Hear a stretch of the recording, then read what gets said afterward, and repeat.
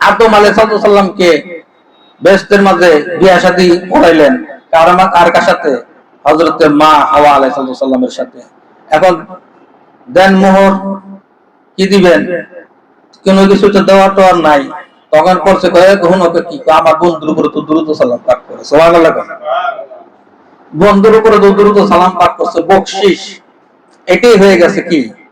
দেন মোহর।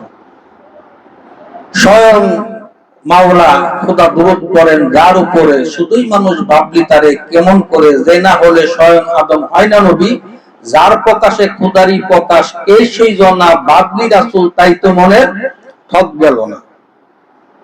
যার উসিলা করে সিন্নি খাও মোল্লা তারে চিনো না। যার উসিলা করে আজকে এই দুনিয়ার জগতে আমি আপনি আমরা, যার নূরের আলোয় আলোকিত গোটা পৃথিবী, বিশ্ব পৃথিবী, আজকে তার সামনে দুরূদ ও সালাম আমরা পাঠ করতে পারি না। কথা ঠিক কিনা?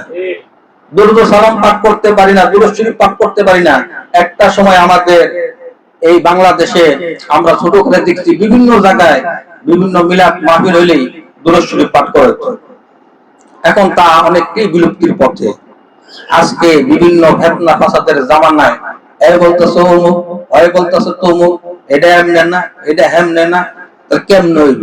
এটা কোন না হইব কেমনে? এটা কোন